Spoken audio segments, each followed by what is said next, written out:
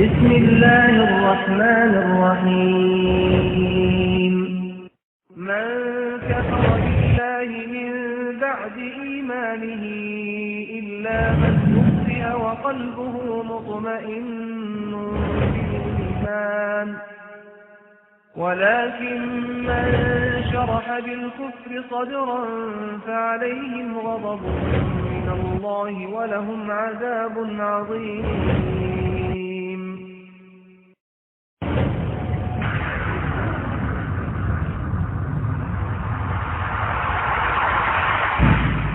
إن الحمد لله نحمده ونستعينه ونستغفره ونعوذ بالله من شرور أنفسنا ومن سيئات أعمالنا من يهده الله فلا مضل له ومن يضلل فلا هادي له أشهد أن لا إله إلا الله وحده لا شريك له وأشهد أن محمدا عبده ورسوله.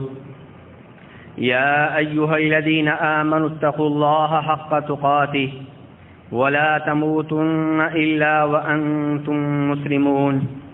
يا أيها الناس اتقوا ربكم الذي خلقكم من نفس واحدة وخلق منها زوجها وبث منهما رجالا كثيرا ونساء واتقوا الله الذي تساءلون به والأرحام إن الله كان عليكم رقيبا.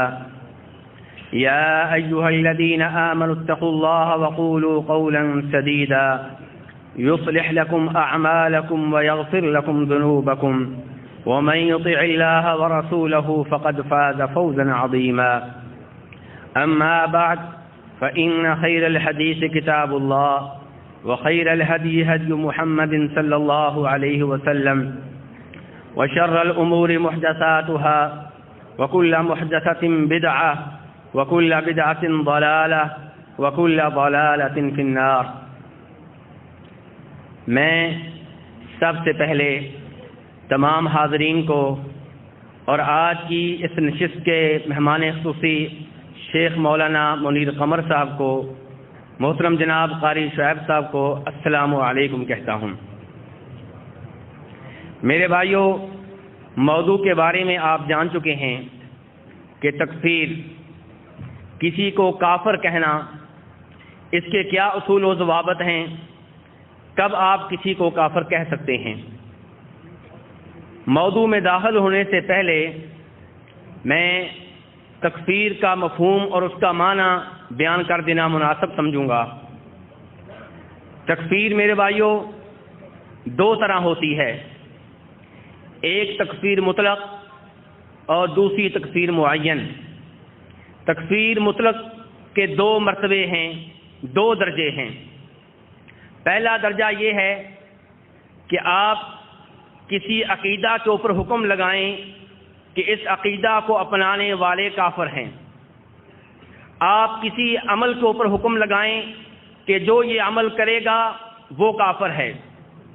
آپ کسی کے قول کے اوپر، کسی کے لفظ کے اوپر حکم لگائیں کہ جو یہ لفظ بولے گا، جو یہ کلمہ ادا کرے گا وہ کافر ہے. اور آپ محسوس کر رہے ہیں کہ یہاں پہ کسی کا نام نہیں لیا گیا، یہ کہا گیا ہے کہ جو بھی یہ عقیدہ اپنائے گا، جو بھی یہ عمل کرے گا، جو بھی یہ لفظ بولے گا وہ کافر ہے. جیسے ہمارے سلف کہا کرتے تھے کہ من قال ان القرآن مخلوق فہو کافر، کہ جو یہ کہے کہ قرآن پاک اللہ تبارک و تعالیٰ کا کلام نہیں، اللہ تبارک و تعالیٰ کی صفت نہیں بلکہ مخلوق ہے، وہ کافر ہے. ومن قال ان اللہ لا یری فی الآخرۃ فہو کافر، جو یہ کہے کہ قیامت کے روز اللہ تبارک و تعالیٰ کا دیدار ممکن نہیں ہے وہ کافر ہے. جو یہ کہے کہ ان اللہ لا یتکلم فہو کافر، کہ اللہ تبارک و تعالیٰ کلام نہیں کرتے وہ کافر ہے. تکفیر مطلق ہی کا دوسرا مرتبہ، دوسرا درجہ یہ ہے کہ آپ کسی جماعت کے اوپر، کسی گروہ کے اوپر، کسی گروپ کے اوپر، کسی فرقہ کے اوپر یہ فتویٰ لگائیں کہ وہ گروہ، وہ جماعت، وہ فرقہ کافر ہے۔ جیسے یہ کہنا کہ یہودی کافر ہیں، عیسائی کافر ہیں، رافضی کافر ہیں، اللہ تبارک و تعالیٰ کے ناموں اور اس کی صفات کا انکار کرنے والے جہمی کافر ہیں۔ یہاں بھی کسی کا نام نہیں لیا گیا، لیکن جماعت کا نام لیا گیا ہے، گروہ کا نام لیا گیا ہے۔ تو میرے بھائیوں، یہ ہے تکفیر مطلق، اور یہ ہیں اس کے دو مرتبے۔ تکفیر کا دوسرا حصہ یہ ہے تکفیر معین، یعنی کہ کسی کا خاص نام لے کے کسی کو متعین کر کے کافر کہنا۔ یہ کہنا کہ زید جو ہے وہ کافر ہے، فلاں آدمی جس کا نام اسماعیل ہے وہ کافر ہے، فلاں آدمی جس کا نام بکر ہے وہ کافر ہے۔ تو ایک ہو گئی تکفیر مطلق، ایک ہے تکفیر معین۔ میرے بھائیوں، کافر وہ ہے جسے اللہ اور اللہ کے رسول صلی اللہ علیہ وسلم کافر کہیں۔ کسی کو کافر کہنے کا حق اللہ اور اللہ کے رسول صلی اللہ علیہ وسلم کا ہے، میرا یا آپ کا نہیں ہے۔ تو شریعت جس کو کافر کہے وہ کافر ہے، جس کو میں اور آپ کافر کہنا چاہتے ہیں شریعت ساتھ نہیں دیتی، اس کو کافر نہیں کہہ سکتے۔ میرے بھائیوں، تکفیر یعنی کہ کسی کو کافر کہنا بہت خطرناک عمل ہے۔ نبی صلی اللہ علیہ وسلم ارشاد فرماتے ہیں کہ جس آدمی نے کسی کو کافر کہا، وہ جس کو کافر کہا گیا ہے اگر وہ کافر ہے تو ٹھیک، ورنہ وہ کافر ٹھہرے گا جس نے کسی کو کافر کہا ہے۔ یعنی کہ تکفیر دو دھاری تلوار ہے، یا اس کے اوپر چلے گی یا اس کے اوپر چلے گی، یا کہنے والا کافر ہوگا یا جس کو کہا گیا وہ کافر ہوگا۔ اس لیے کسی کو کافر کہنے سے ہر ممکن پرہیز کرنا چاہیے، اجتناب کرنا چاہیے۔ میرے بھائیوں، امام ابو داؤد رحمہ اللہ اپنی سنن میں روایت کرتے ہیں کہ نبی صلی اللہ علیہ وسلم نے ارشاد فرمایا کہ بنی اسرائیل میں دو آدمی تھے، وہ آپس میں بائی بائی بنے ہوئے تھے۔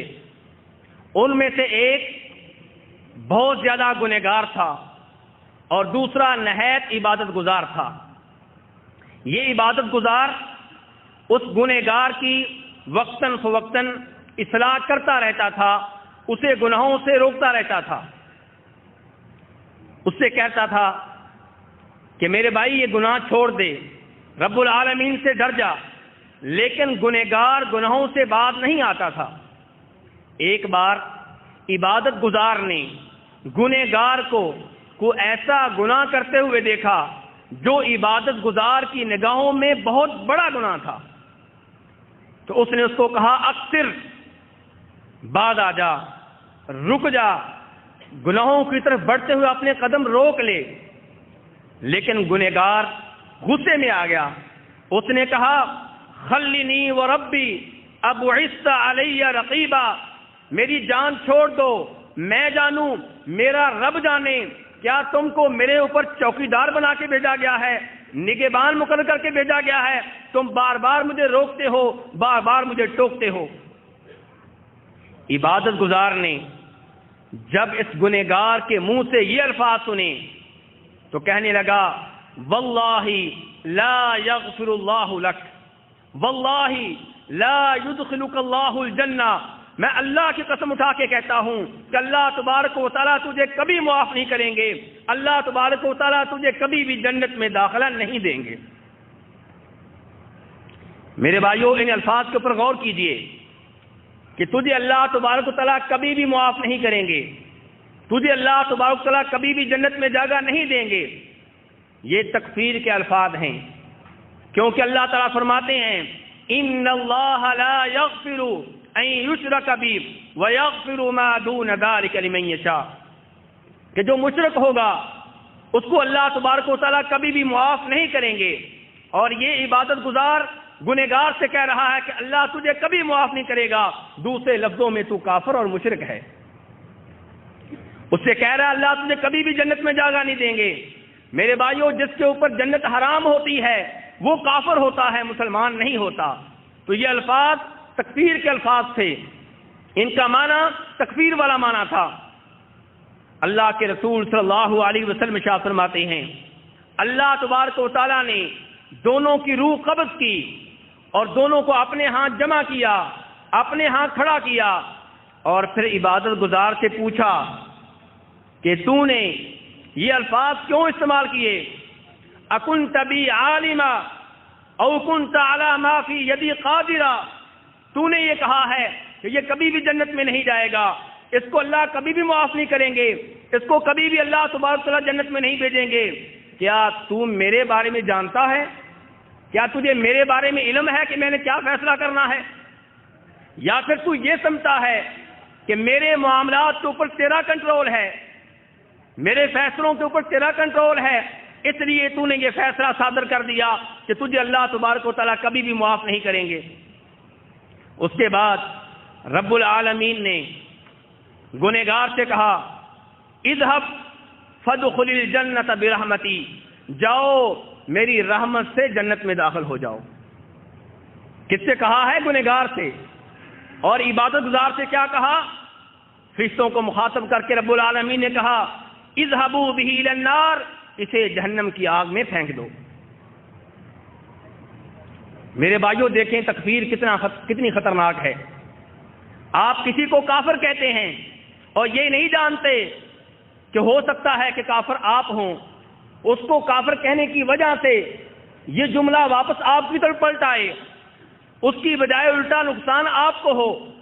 میرے بھائیوں تکفیر، کسی کو کافر کہنا اتنا خطرناک مسئلہ ہے کہ اسی مسئلے نے خارجیوں کو صحابہ کرام کے اوپر تلواریں چلانے پہ آمادہ کیا۔ اسی تکفیر کی وجہ سے خارجیوں نے صحابہ کرام کے اوپر یوم نہروان کی لڑائی میں تلواریں چلائیں، نیزے چلائے اور ان کی گردنیں اتاریں۔ یہ خارجی تھے جو صحابہ کرام کی گردنیں اتار رہے تھے، کس وجہ سے؟ تکفیر کی وجہ سے، صحابہ کرام کو کافر سمجھنے کی وجہ سے۔ میرے بھائیوں یہ تکفیر ہی تھا، یہ تکفیر ہی تھی جس کی وجہ سے عبد الرحمن ابن ملجم نے ہمارے چوتھے خلیفہ جناب علی ابن ابی طالب رضی اللہ عنہ کو شہید کر دیا۔ میرے بھائیوں یہ تکفیر ہی تھی جس کی وجہ سے خارجیوں نے معاملہ یہاں تک پہنچا دیا کہ یقتلون اہل الاسلام ویدعون اہل الاوثان، کہ بت پرستوں کو وہ معاف کر دیتے تھے لیکن مسلمانوں کو وہ قتل کر دیا کرتے تھے۔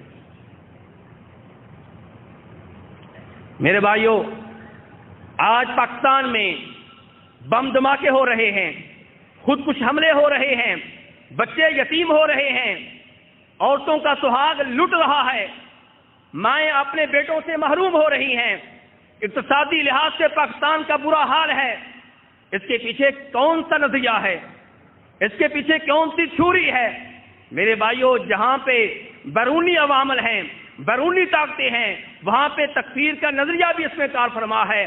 خود کچھ حملہ کرنے والے وہی لوگ ہیں جو پاکستانی فوج کو کافر سمجھتے ہیں، پاکستانی لوگوں کو کافر سمجھتے ہیں، سرکاری ملازمت کرنے والوں کو کافر سمجھتے ہیں، پولیس میں کام کرنے والوں کو کافر سمجھتے ہیں، اور پھر خود کچھ حملوں کی صورت میں انہیں اپنا نشانہ بناتے ہیں، خود بھی مر جاتے ہیں، ان کو بھی مارتے ہیں۔ اس سے آپ اندازہ کر سکتے ہیں کہ تکفیر کتنی خطرناک ہے میرے بھائیوں۔ تو اس لیے میرے بھائیوں آج کے موضوع کی بہت زیادہ اہمیت ہے۔ آپ سے گزارش کروں گا کہ اس موضوع کو بڑے دھیان سے آپ نے سننا ہے۔ میرے بھائیوں جہاں پہ تکفیر اتنی خطرناک ہے وہاں تکفیر کا دوسرا رخ بھی آپ کے سامنے رکھ دوں۔ آپ یہ نہ سمجھیں کہ تکفیر کہنا بالکل ممنوع ہے، کسی کو کافر کہنا بالکل ممنوع ہے، نہیں میرے بھائی ایسی بات نہیں ہے۔ جو کافر ہے اسے کافر کہا جائے گا۔ اگر تکفیر بالکل ممنوع ہوتی تو محدثین اور فقہا اپنی کتابوں میں یہ باب نہ باندھتے، یہ کتاب نہ لے کے آتے، باب الارتداد کا کتاب الارتداد۔ محدثین نے، فقہا نے، علماء نے اپنی کتابوں میں باقاعدہ گفتگو کی ہے اس مسئلے کے اوپر۔ اور امام بخاری جناب اکرمہ سے روایت کرتے ہیں کہ جناب علی ابن ابی طالب رضی اللہ عنہ نے اپنے زمانے میں ان لوگوں کو آگ میں جلا دیا تھا جن کا یہ دعویٰ تھا کہ جناب علی جو ہیں یہ معبود ہیں۔ عبداللہ ابن عباس رضی اللہ عنہما کو علم ہوا تو کہنے لگے لو کنت انا لما حرقتهم لأن الرسول صلی اللہ علیہ وسلم قال لا تعذبوا بعذاب الله ولقتلتهم كما قال النبی صلی اللہ علیہ وسلم من بدل دینه فاقتلوه، کہ اگر میں جناب علی کی جگہ پہ ہوتا تو میں ان کو آگ میں نہ جلاتا، اس لیے کہ اللہ کے رسول صلی اللہ علیہ وسلم نے آگ کا عذاب دینے سے روکا ہے۔ آگ کا عذاب دینے کا حق صرف رب العالمین کو ہے، لیکن میں بھی ان لوگوں کو قتل کرتا، چاہے تلوار سے کرتا، قتل کرتا، اس لیے کہ یہ مرتد ہو چکے ہیں۔ اور اللہ کے رسول صلی اللہ علیہ وسلم نے ارشاد فرمایا کہ جو اپنے دین کو بدل ڈالے، جو مرتد ہو جائے، جو دین اسلام سے خارج ہو جائے، اس کو قتل کر ڈالو۔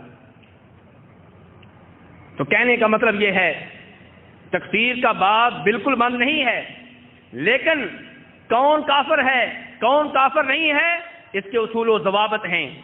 اس کا فیصلہ اسلامی شریعت کے مطابق فیصلہ کرنے والے قاضیوں نے کرنا ہے، یا اس کا فیصلہ ان علماء کرام نے کرنا ہے جن کو دین میں رسوخ حاصل ہے، جن کا علم بہت پختہ ہے، جو بہت تجربہ کار ہیں۔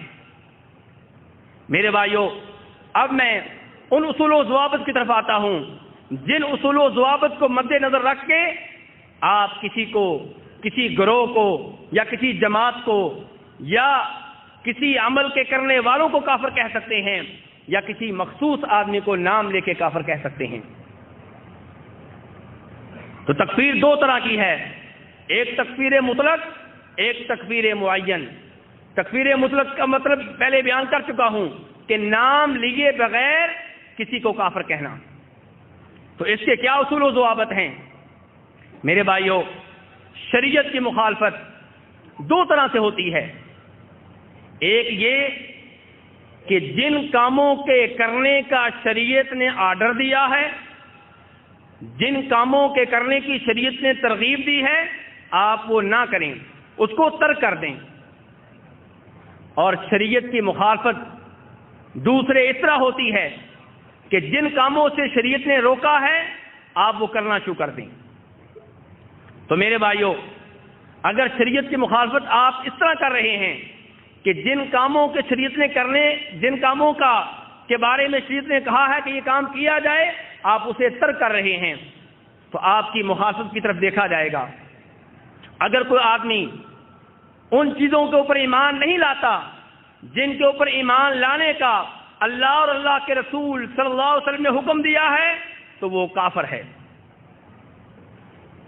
آپ حدیث جبریل کو جانتے ہوں گے، جس میں آتا ہے کہ جناب جبریل علیہ السلام انسانی شکل و صورت میں اللہ کے رسول صلی اللہ علیہ وسلم کے پاس تشریف لائے اور آپ سے کئی سوال کیے تاکہ صحابہ کرام دین سیکھیں، تاکہ صحابہ کرام علم سیکھیں۔ ان میں سے ایک سوال یہ تھا کہ مل ایمان، ایمان کسے کہتے ہیں؟ جناب رسول اکرم صلی اللہ علیہ وسلم نے ارشاد فرمایا تھا ان تؤمن باللہ وملائکتہ وکتبہ ورسلہ والیوم الآخر وبالقدر خیرہ وشرہ۔ ایمان کیا ہے؟ اللہ کے اوپر ایمان لانا، اللہ کے وجود کے اوپر ایمان لانا، اللہ کے خالق مالک رازق ہونے کے اوپر ایمان لانا، اللہ کے تنہا معبود برحق ہونے کے اوپر ایمان لانا، اللہ کے ناموں اور اللہ کی صفات کے اوپر ایمان لانا، اللہ کے فرشتوں کے اوپر ایمان لانا، اللہ کے رسولوں کے اوپر ایمان لانا، آسمان سے نازل ہونے والی کتابوں کے اوپر ایمان لانا، آخرت کے اوپر ایمان لانا، اور تقدیر اچھی ہو یا بری ہو، دونوں طرح کی تقدیر کے اوپر ایمان لانا۔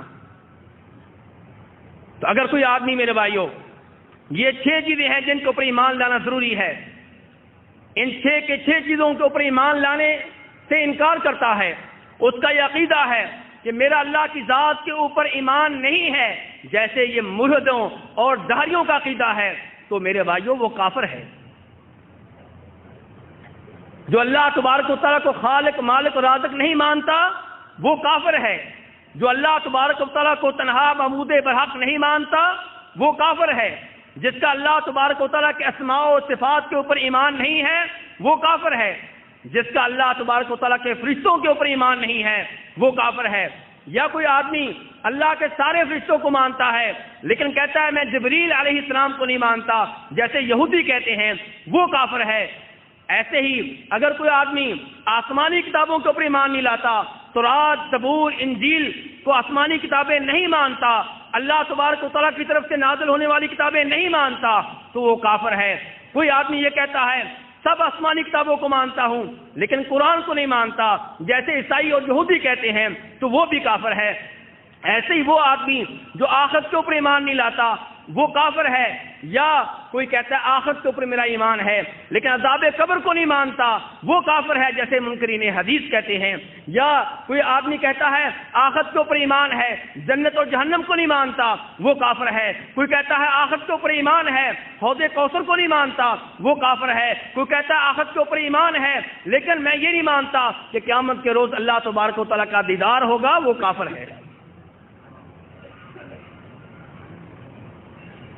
تو یہ میرے بھائیوں پہلا اصول تھا تکفیر مطلق کا، کہ جن چیزوں کے اوپر اللہ تبارک و تعالیٰ نے ایمان لانے کا حکم دیا ان کو جو نہ مانے وہ کافر ہے۔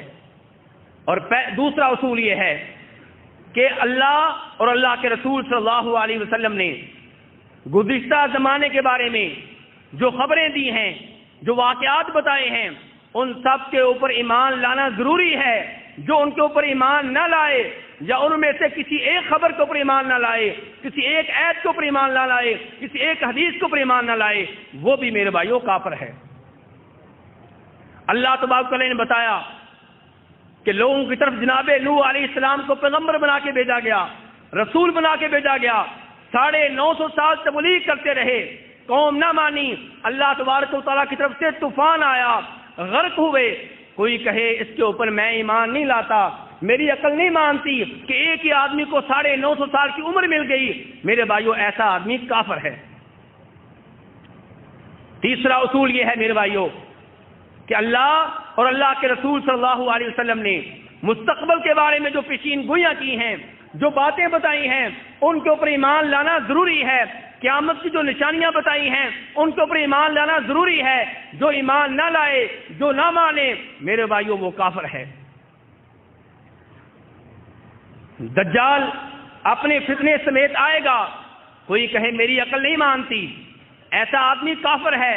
عیسیٰ علیہ السلام آسمان دنیا سے نازل ہوں گے، دجال کو قتل کریں گے، دجال کا پیچھا کریں گے، دجال کا تعاقب کریں گے۔ جو کہے میں نہیں مانتا، میری عقل نہیں مانتی کہ عیسیٰ علیہ السلام اب تک زندہ ہیں، ایسا آدمی میرے بھائیوں کافر ہے۔ امام مہدی آئیں گے، مسلمانوں کی رہبری کریں گے، ان کی رہنمائی کریں گے، جو کہے میں نہیں مانتا، میرے بھائیوں ایسا آدمی کافر ہے۔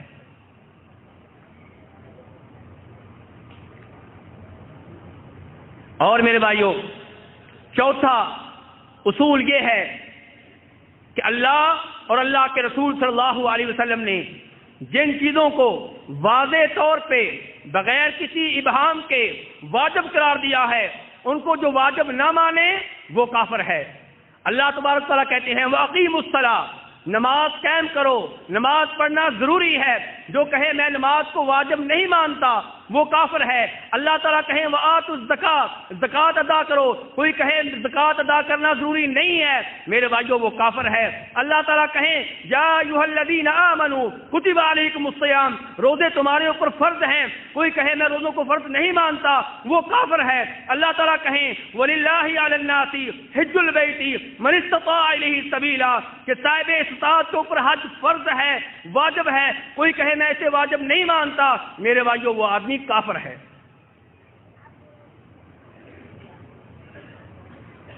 اور میرے بھائیوں پانچواں اصول یہ ہے کہ اللہ تبارک و تعالیٰ نے جن چیزوں کو واضح طور پہ بغیر کسی ابہام کے حرام قرار دیا ہے، ان کو جو حرام نہ مانے میرے بھائیوں وہ بھی کافر ہے۔ اللہ تعالیٰ کہیں حرمت علیکم المیتۃ، کہ تمہارے اوپر مچھلی اور ٹڈی کے علاوہ ہر قسم کا مردار حرام ہے، کوئی کہے میں حرام نہیں مانتا وہ کافر ہے۔ اللہ تعالیٰ کہیں حرمت علیکم المیتۃ والدم، کہ ہر قسم کا خون تمہارے اوپر حرام ہے، سوائے جگر اور تلی کے جو کہے میں حرام نہیں مانتا میرے بھائیوں وہ کافر ہے۔ اللہ تعالیٰ کہے وَلَحْمُ الْخِنزِيرِ، خنزیر کا گوشت حرام ہے، لیکن یورپ میں رہنے والا، امریکہ میں رہنے والا کوئی مسلمان کہے خنزیر کو میں حرام نہیں مانتا، یہ بھی بکری کی طرح ہے، یہ بھی گائے کی طرح ہے، یہ بھی اونٹ کی طرح ہے، میرے بھائیوں وہ آدمی کافر ہے۔ اللہ تعالیٰ کہیں وَمَا أُهِلَّ لِغَيْرِ اللَّهِ بِهِ، جس چیز کو غیر اللہ کے نام پہ ذبح کیا جائے، اللہ کے رسول کے نام پہ ذبح کیا جائے، جناب علی کے نام پہ ذبح کیا جائے، شیخ عبد القادر جیلانی کے نام پہ ذبح کیا جائے، کسی بزرگ کے نام پہ ذبح کیا جائے، وہ حرام ہے۔ کوئی کہے میں حرام نہیں مانتا، میرے بھائیوں ایسا آدمی کافر ہے۔ اللہ تعالیٰ فرمائے یا ایھا الذین آمنوا انما الخمر والمیسر والانصاب والازلام رجس من عمل الشیطان فاجتنبوه لعلکم تفلحون۔ اس آیت کا مفہوم یہ ہے کہ شراب حرام ہے، جوا حرام ہے۔ کوئی کہے میں شراب کو حرام نہیں مانتا، یہ پیپسی کی طرح ہے، یہ کوکا کولا کی طرح ہے، یہ روح افزا کی طرح ہے، میرے بھائیوں اس کا یہ عقیدہ جو ہے یہ میرے بھائیوں کفری عقیدہ ہے، ایسا آدمی کافر ہے۔ میرے بھائیوں یہاں پہ میں خبردار کر دوں کہ اب تک جو میں نے اصول بتائے ہیں ان کا تعلق عقیدے سے تھا، ماننے نہ ماننے سے تھا، کہنے یا عمل کرنے سے نہیں تھا۔ اب میرے بھائیوں اقوال کی طرف آتے ہیں۔ جن چیزوں کے شریعت نے کہنے کا حکم دیا ہے، جیسے شریعت کہتی ہے کہ کلمہ پڑھو، شریعت کہتی ہے سلام کا جواب دو، شریعت کہتی ہے لوگوں کو بھلائی کی طرف بلاؤ، شریعت کہتی ہے لوگوں کو برائی سے روکو، شریعت کہتی ہے سچ بولو، یہ سارے بولنے والے کام ہیں، یہ سارے اقوال ہیں، یہ سارے الفاظ ہیں، یہ سارے جملے ہیں۔ اگر میرے بھائیوں کوئی سلام کا جواب نہیں دیتا وہ گنہگار ہے، کافر نہیں ہے۔ کوئی کسی کو برائی سے نہیں روکتا وہ گنہگار ہے، کافر نہیں ہے۔ جو اپنے مسلمان بھائی کو نیکی کی طرف نہیں بلاتا، نماز کی دعوت نہیں دیتا، وہ گنہگار تو ہو سکتا ہے لیکن کافر نہیں ہے۔ جو جھوٹ بولتا ہے، سچ نہیں بولتا، وہ گنہگار تو ہو سکتا ہے لیکن کافر نہیں ہے۔ لیکن ایک قول ایسا ہے، ایک جملہ ایسا ہے جو بولنا ضروری ہے، جو بولنا واجب ہے، جو وہ کلمہ نہیں بولتا وہ کافر ہے۔ اور وہ کلمہ کیا ہے؟ لا الہ الا اللہ محمد رسول اللہ۔ اللہ تبارک و تعالیٰ کے تنہا معبود برحق ہونے کی گواہی دینا، جناب رسول اکرم صلی اللہ علیہ وسلم کے رسول ہونے کی گواہی دینا ضروری ہے، اس کا اقرار کرنا ضروری ہے، اس کا اعتراف کرنا ضروری ہے۔ ایک آدمی اللہ کو تنہا معبود برحق سمجھتا ہے، جناب رسول اکرم صلی اللہ علیہ وسلم کو سچا رسول جانتا ہے، مانتا ہے، لیکن منہ سے اقرار نہیں کرتا، منہ سے اعتراف نہیں کرتا، ایسا آدمی کافر ہے اگر قدرت ہونے کے باوجود وہ اس بات کا اعتراف نہیں کرتا۔ شیخ الاسلام ابن تیمیہ رحمہ اللہ فرماتے ہیں فَأَمَّا الشَّهَادَتَانِ إِذَا لَمْ يَنْطِقْ بِهِمَا مَعَ الْقُدْرَةِ فَهُوَ كَافِرٌ بِاتِّفَاقِ الْمُسْلِمِينَ کہ مسلمانوں کا اس بات کے اوپر اتفاق ہے کہ جو آدمی کلمہ نہیں پڑھتا، توحید و رسالت کا اقرار نہیں کرتا، قدرت ہونے کے باوجود اس بات کی گواہی نہیں دیتا، وہ کافر ہے۔ سب کے نزدیک کسی کا اس میں اختلاف نہیں ہے۔ اور میرے بھائیوں اس کی سب سے واضح دلیل نبی صلی اللہ علیہ وسلم کے چچا ابو طالب ہیں۔ پوری زندگی نبی صلی اللہ علیہ وسلم کا ساتھ دیا، دشمنوں سے آپ کا دفاع کرتے رہے، آپ کی مدد کرتے رہے، آپ کے دست و بازو بنے رہے۔ جب مکہ والوں نے رسول اکرم صلی اللہ علیہ وسلم کا اور مومنوں کا بائیکاٹ کیا، ابو طالب اس وقت اپنی قوم کی صف میں نہیں کھڑے تھے بلکہ اپنے بھتیجے کے ساتھ کھڑے تھے۔ 3 سال تک شیب ابی طالب میں محصور رہے، بھوک برداشت کرتے رہے، ہر طرح سے جناب رسول اکرم صلی اللہ علیہ وسلم کا ساتھ دیا، لیکن کلمہ نہیں پڑھا، توحید کا منہ سے اعتراف نہیں کیا، رسالت کا منہ سے اعتراف نہیں کیا، دل سے وہ بھی مانتے تھے کہ اللہ کے سوا کوئی معبود برحق نہیں ہے، اپنے بھتیجے کو دعوی رسالت میں، دعوی نبوت میں سچا مانتے تھے، لیکن منہ سے کلمہ نہیں پڑا۔ بخاری شریف کی روایت ہے کہ جب ابو طالب فوت ہونے لگے، جناب رسول اکرم صلی اللہ علیہ وسلم تشریف لائے، کہا یا امی قل لا الہ الا اللہ کلمۃ احاج لک بہا عند اللہ، میرے چچا کلمہ پڑھ دیں، لا الہ الا اللہ پڑھ دیں، اللہ کے معبود برحق ہونے کا اقرار کر لیں، یہ ایسا کلمہ ہے اگر آپ نے پڑھ دیا روز قیامت اللہ تبارک و تعالیٰ کے ہاں آپ کی شفاعت کرنے کے قابل ہو جاؤں گا۔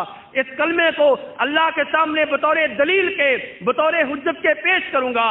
لیکن ابو جہل پاس بیٹھا ہوا تھا، اس کے حواری پاس بیٹھے ہوئے تھے، وہ کہنے لگے ابو طالب ساری زندگی اپنے باپ کے دین کے اوپر رہے، اب موت کے ڈر سے یہ کلمہ بھتیجے کا پڑھ لو گے، باپ کو چھوڑ دو گے؟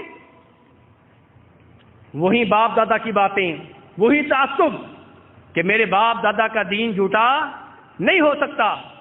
چنانچہ ابو طالب کے منہ سے نکلنے والے آخری کلمات یہ تھے کہ میں اپنے باپ عبد المطلب کے دین کے اوپر فوت ہو رہا ہوں۔ جناب نبی اکرم صلی اللہ علیہ وسلم نے کہا کہ چچا جب تک مجھے روک نہیں دیا جاتا میں آپ کے لیے دعائے مغفرت کرتا رہوں گا۔ آسمان سے وحی نازل ہوئی، ما کان للنبی والذین آمنوا ان یستغفروا للمشرکین ولو کانوا اولی قربا، کہ کسی نبی کے یہ شایان شان نہیں ہے کہ وہ کسی مشرک کے لیے دعائے مغفرت کرے، چاہے اپنا رشتہ دار ہو، قرابت دار ہو۔ قرآن نے فیصلہ سنا دیا کہ یہ آیت ابو طالب کے بارے میں نازل ہوئی ہے۔ قرآن نے فیصلہ سنا دیا کہ ابو طالب مسلمان نہیں ہیں، حالانکہ دل سے اپنے بھتیجے کو سچا جانتے تھے، لیکن منہ سے کلمہ پڑھنا ضروری تھا، منہ سے یہ اقرار کرنا ضروری تھا، منہ سے یہ اعتراف کرنا ضروری تھا۔ نہیں کر سکے، مسلمانوں کی صف میں نہیں ہوں گے، کافروں کی صف میں ہوں گے۔ انک لا تہدی من احببت ولکن اللہ یہدی من یشاء۔ میرے بھائیو، عقائد کے بارے میں آپ نے جان لیا، اقوال کے بارے میں آپ نے جان لیا، اب اعمال کی طرف آتے ہیں۔ میرے بھائیو، زکوٰۃ ادا کرنا ضروری ہے۔ ایک مسلمان یہ مانتا ہے کہ زکوٰۃ ادا کرنا ضروری ہے، اس کے واجب ہونے کا منکر نہیں ہے، حج کے واجب ہونے کا منکر نہیں ہے، لیکن حج نہیں کرتا۔ روزوں کے واجب ہونے کا منکر نہیں ہے، لیکن روزے نہیں رکھتا۔ نماز کے واجب ہونے کا منکر نہیں ہے، لیکن نماز نہیں پڑھتا۔ ایسے آدمی کا کیا حکم ہے؟ کیا یہ مسلمان ہے یا کافر ہے؟ میرے بھائیوں، صرف نماز وہ چیز ہے جس کے بارے میں علماء کرام کا راجح قول یہی ہے کہ جو جان بوجھ کے بالکل نماز نہیں پڑھتا، پوری دن کی نماز کے قریب نہیں آتا، ایسا آدمی کافر ہے۔ جناب جابر ابن عبداللہ رضی اللہ عنہما کہتے ہیں کہ میں نے اللہ کے رسول کو سنا، آپ فرما رہے تھے ان بین الرجل وبین الشرک والکفر ترک الصلاۃ، کہ مسلمان اور کفر و شرک کے درمیان جو چیز حائل ہے، جو دیوار ہے، جو رکاوٹ ہے، وہ نماز ہے۔ جب مسلمان نماز ادا نہیں کرتا، وہ دائرہ اسلام سے خارج ہو کے کفر کی حدود میں داخل ہو جاتا ہے۔ بریدہ ابن حصیب کہتے ہیں العہد الذی بیننا وبینہم الصلاۃ فمن ترکها فقد کفر، کہ یہ منافق جو اوپر سے کلمہ پڑھتے ہیں، ان کے اور ہمارے درمیان جو معاہدہ ہے، جو عہد ہے، وہ نماز کا ہے۔ جب تک یہ نماز ادا کرتے رہیں گے، ہم ان کا شمار مسلمانوں میں کریں گے، ان کو قتل نہیں کریں گے، ان کے مال کو نہیں چھیڑیں گے، ان کے اوپر تلواریں نہیں چلائیں گے۔ اور جب یہ نماز نہیں پڑھیں گے، پھر یہ ننگے ہو گئے، ان کا نفاق واضح ہو گیا، پھر اس کے بعد ہم ان کا شمار کافروں میں کریں گے، ان سے لڑیں گے، ان کے اوپر تلواریں چلائیں گے۔ اور عبداللہ ابن شقیق کہتے ہیں، مشہور و معروف تابعی ہیں، کہتے ہیں کان اصحاب النبی صلی اللہ علیہ وسلم لا يرون شیئا من الاعمال ترکہ کفر غیر الصلاۃ، کہ صحابہ کرام زکوٰۃ کے تارک کو مجرم سمجھتے تھے، گنہگار سمجھتے تھے، کافر نہیں سمجھتے تھے، حج کے تارک کو کبیرہ گناہ کا مرتکب سمجھتے تھے، کافر نہیں سمجھتے تھے، لیکن جب نماز کی باری آتی تو نماز کے تارک کو صحابہ کرام کافر سمجھتے تھے۔ تو اس لیے میرے بھائیوں، اعمال میں سے ایک عمل نماز ایسا ہے جس کے چھوڑنے سے، جس کو جو آدمی مکمل طور پہ چھوڑ دے، کبھی بھی نماز نہ پڑھے، تو ایسا آدمی میرے بھائیوں کافر ہے۔ ورنہ زکوٰۃ ادا نہ کرنے والا، حج ادا نہ کرنے والا، روزے نہ رکھنے والا گنہگار ضرور ہیں لیکن کافر نہیں ہیں۔ میرے بھائیوں، میں نے گزارش کی تھی کہ شریعت کی ایک مخالفت یہ ہے کہ جو کام کرنے کے بارے میں شریعت نے کہا وہ نہ کرنا، اور دوسری مخالفت یہ ہے کہ جن کاموں سے شریعت نے روکا ہے وہ کام کرنے۔ تو میرے بھائیوں، جو بھی آدمی ایسا عقیدہ اپنائے جو عقیدہ اللہ کے اوپر ایمان لانے کے منافی ہو، اللہ کے رسول کے اوپر ایمان لانے کے منافی ہو، فرشتوں کے اوپر ایمان لانے کے منافی ہو، تو ایسا عقیدہ کفری عقیدہ ہے۔ چنانچہ جو آدمی اللہ تبارک و تعالیٰ کے ساتھ کسی کو شریک ٹھہرائے، چاہے وہ کوئی نبی ہو، چاہے کوئی ولی ہو، چاہے کوئی بزرگ ہو، چاہے کوئی جن ہو، چاہے سورج ہو، چاہے چاند ہو، چاہے آگ ہو، چاہے درخت ہو، چاہے کوئی قبر ہو، ان میں سے کسی چیز کو اللہ تبارک و تعالیٰ کے ساتھ شریک ٹھہرائے اور یہ عقیدہ اس کا ہو کہ شریک ٹھہرانا درست ہے، تو ایسا آدمی جو ہے میرے بھائیوں کافر ہے۔ جو آدمی یہ دعویٰ کرے کہ نعوذ باللہ اللہ تبارک و تعالیٰ زندہ نہیں ہے، وہ کافر ہے، کیونکہ اللہ تعالیٰ کہتے ہیں وَتَوَكَّلْ عَلَى الْحَيِّ الَّذِي لَا يَمُوتُ۔ جو آدمی یہ کہے کہ نعوذ باللہ اللہ تبارک و تعالیٰ کو نیند آتی ہے، نعوذ باللہ اللہ تبارک و تعالیٰ اونگتے ہیں، وہ کافر ہے۔ اللہ تعالیٰ فرماتے ہیں لا تأخذہ سنۃ ولا نوم، نہ اللہ نیند کے محتاج ہیں، نہ اللہ تبارک و تعالیٰ اونگنے کے محتاج ہیں۔ جو آدمی یہ دعویٰ کرے کہ اللہ تبارک و تعالیٰ کا کوئی بیٹا ہے، جیسے عیسائی کہتے ہیں عیسیٰ علیہ السلام اللہ کے بیٹے ہیں، یا یہ دعویٰ کرے کہ کوئی اللہ کا بیٹا ہے، جیسے یہودی کہتے ہیں کہ عزیر علیہ السلام اللہ کے بیٹے ہیں، وہ کافر ہیں۔ اس لیے کہ اللہ تعالیٰ فرماتے ہیں لم یلد ولم یولد، میرا کوئی بیٹا نہیں ہے اور میں کسی کا وارث نہیں ہوں، میں کسی کا خود بھی بیٹا نہیں ہوں، اللہ تبارک و تعالیٰ تو خالق ہیں۔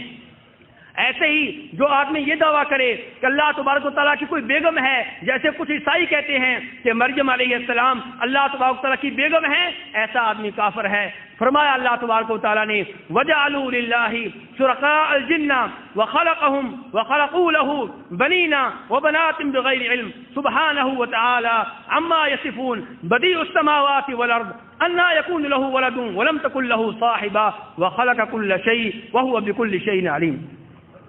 فرمایا یہ ان ظالموں نے جنوں کو اللہ تبارک و تعالیٰ کا شریک ٹھہرایا، جبکہ جن تو اللہ تبارک و تعالیٰ کی مخلوق ہیں، مخلوق خالق کی شریک کیسے ہو سکتی ہے؟ اور کبھی ان ظالموں نے یہ کہا کہ یہ اللہ کا بیٹا ہے، یہ فرشتے اللہ کی بیٹیاں ہیں۔ فرمایا اللہ تبارک و تعالیٰ اس قسم کے شرک سے پاک ہے، اس کا کوئی شریک کیسے ہو سکتا ہے، اس کا کوئی ہمسر کیسے ہو سکتا ہے؟ بدیع السماوات والارض، وہ تو وہ ہے جس نے آسمانوں کو بغیر کسی نمونے کے، بغیر کسی ستون کے کھڑا کر رکھا ہے، جس نے زمین کو پانی کے اوپر بٹھا رکھا ہے، اس کا کوئی ہمسر کیسے ہو سکتا ہے؟ اس کا کوئی بیٹا کیسے ہو سکتا ہے؟ اس کی تو کوئی بیگم ہی نہیں ہے۔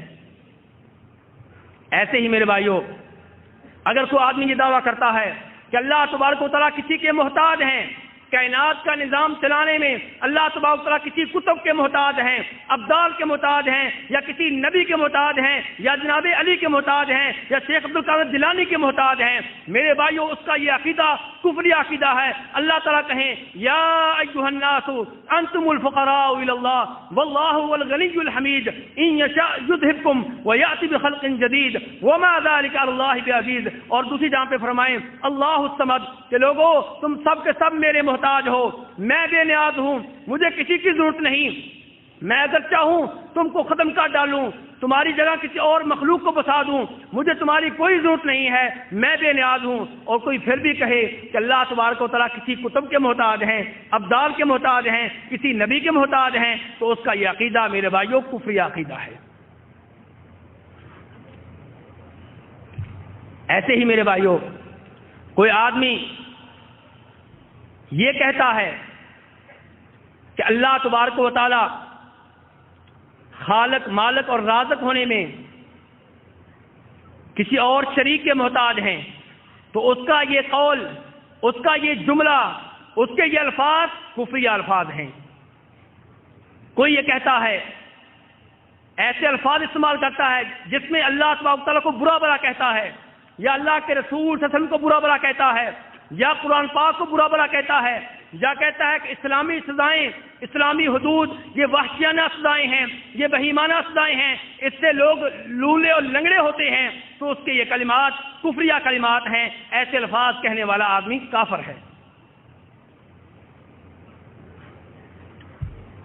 ایسے ہی میرے بھائیوں، کوئی آدمی ایسا عمل کرتا ہے جو عمل اللہ اور اللہ کے رسول صلی اللہ علیہ وسلم کے اوپر ایمان لانے کے منافی ہے، تو میرے بھائیوں اس کا یہ عمل کفریہ عمل ہے۔ جیسے کوئی آدمی قرآن پاک کو باتھ روم میں پھینکتا ہے تو اس کا یہ عمل کفریہ عمل ہے۔ ایسے ہی کوئی آدمی کسی بت کو سجدہ کرتا ہے، کسی قبر کو سجدہ کرتا ہے، سورج کو سجدہ کرتا ہے، چاند کو سجدہ کرتا ہے، اس کا یہ عمل کفریہ عمل ہے۔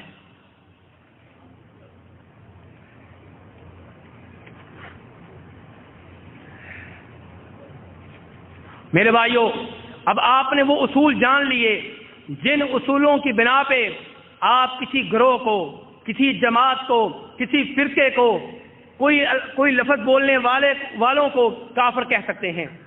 لیکن سوال یہ ہے کہ جو کوئی یہ اعمال کرے، یہ عقائد اپنائے جو کفریہ عقائد ہیں، جو کفریہ اقوال ہیں، جو کفریہ اعمال ہیں، کیا نام لے کے آپ اس کو کافر کہہ سکتے ہیں؟ آج کی گفتگو کا یہ دوسرا اور آخری حصہ ہے، بڑا اہم ہے میرے بھائیوں۔ ہم جیسا کہ قاری شعیب صاحب نے بتایا تھا، کتاب و سنت کے ماننے والے یہاں پہ جمع ہیں۔ ہم کسی کو دیکھتے ہیں کہ قبر کو سجدہ کر رہا ہے، ہم دیکھتے ہیں کسی نے قرآن پاک نیچے پھینک دیا ہے، ہم دیکھتے ہیں کوئی شیخ عبد القادر جیلانی کو پکار رہا ہے۔ ایسا کوئی بھی کفریہ عمل کہہ رہا ہے یا کفریہ الفاظ کہہ رہا ہے، کیا نام لے کے ہم اس کو کافر کہہ سکتے ہیں؟ یہ آج کی گفتگو کا میرے بھائیوں بہت اہم حصہ ہے۔ میرے بھائیوں، اس کی شروط بیان کرنے سے پہلے میں یہ بیان کر دینا مناسب سمجھتا ہوں کہ پہلے اس بات کا اچھی طرح جائزہ لے لیا جائے کہ جس کام کو آپ کفریہ کہہ رہے ہیں، جس لفظ کو آپ کفریہ کہہ رہے ہیں، کیا واقعی وہ کفریہ ہے؟ تو میرے بھائیوں، یہاں پہ میں آپ کے سامنے دو واقعات رکھوں گا جن سے آپ کو اندازہ ہوگا کہ بعض اوقات آپ کسی کو کافر سمجھتے ہیں، کسی کے لفظ کو کفریہ سمجھتے ہیں، کسی کے عمل کو کفریہ سمجھتے ہیں، لیکن وہ کفریہ نہیں ہوتا۔ امام نسائی اپنی کتاب سنن کبریٰ میں، امام حاکم اپنی کتاب المستدرک میں، اور امام عبدالرزاق اپنی کتاب المصنف میں روایت کرتے ہیں جناب عبداللہ ابن عباس رضی اللہ عنہما سے، کہتے ہیں کہ جناب علی کے زمانے میں کچھ لوگ جناب علی کو چھوڑ کے الگ ہو گئے، جنہیں آج کل ہم خارجی کہتے ہیں، اور انہوں نے جناب علی کی حکومت کو ماننے سے انکار کر دیا، جناب علی کو خلیفہ برحق ماننے سے انکار کر دیا، بلکہ جناب علی کو کافر سمجھنے لگے۔ عبداللہ ابن عباس فرماتے ہیں کہ دوپہر کا وقت تھا، میں نے امیر المؤمنین جناب علی سے کہا، ابرز الصلاۃ لعلی اکلم ہؤلاء القوم، کہ امیر المؤمنین میری آپ سے درخواست ہے کہ آج ظہر کی نماز تھوڑی سی لیٹ کر دیں تاکہ میں ان خارجیوں سے مذاکرات کر سکوں، ان سے بات چیت کر سکوں۔ میرے بھائیوں، یہ بات چیت آپ نے بڑے دھیان سے سننی ہے، اس سے آپ کو اندازہ ہوگا کہ کئی دفعہ آپ کسی کو کافر سمجھتے ہیں، وہ کافر نہیں ہوتا، غلط فہمی آپ کو ہو جاتی ہے، غلطی کے اوپر آپ ہوتے ہیں، وہ نہیں ہوتا۔ تو جناب عبداللہ ابن عباس کہتے ہیں، میں نے اچھا سا لباس پہنا، کنگھی وغیرہ کی، اور ان لوگوں کے پاس آیا۔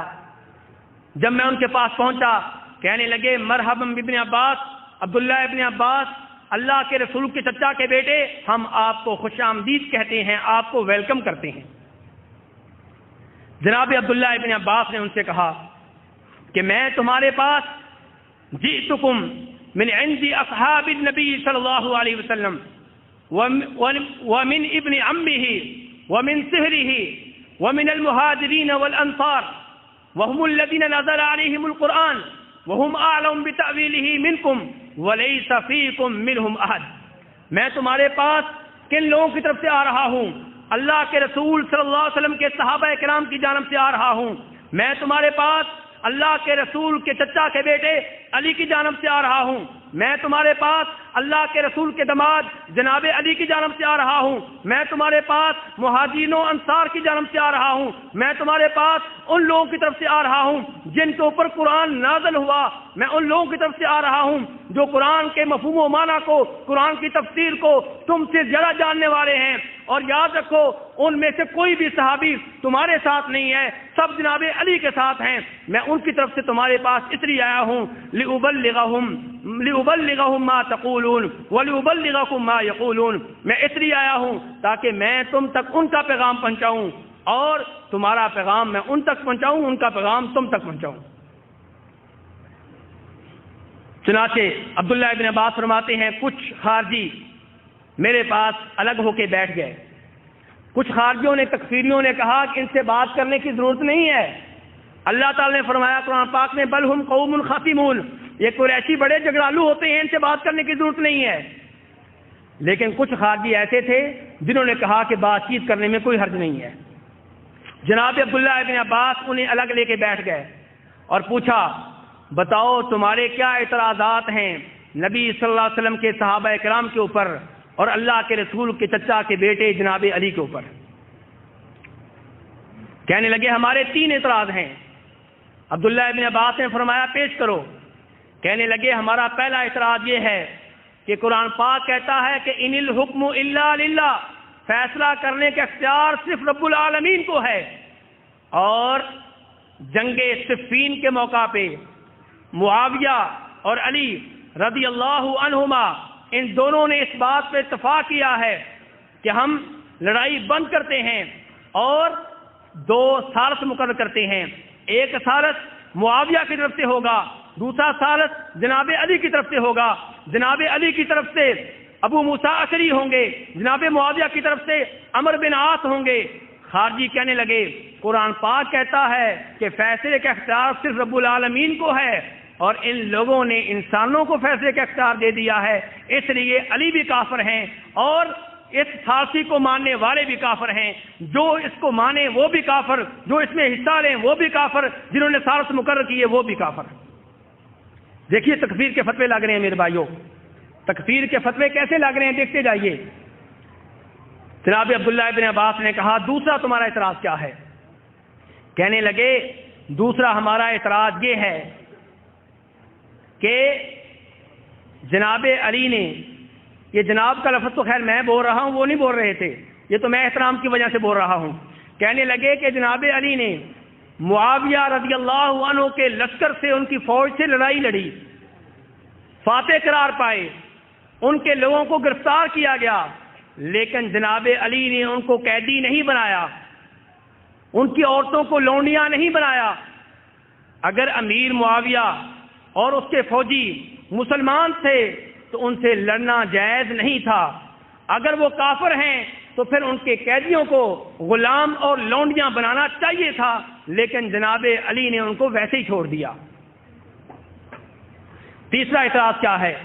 تیسرا اعتراض یہ ہے کہ جب ثالثی کا فیصلہ ہوا، یہ فیصلہ ہوا کہ ابو موسیٰ اشعری اور عمرو بن عاص یہ دونوں حکم بنیں گے، ثالث بنیں گے اور دونوں لشکروں میں، دونوں فوجوں میں صلح و صفائی کی کوشش کریں گے، تو اس صلح و صفائی میں علی نے اپنے نام کے ساتھ امیر المؤمنین کا لفظ مٹا دیا تھا۔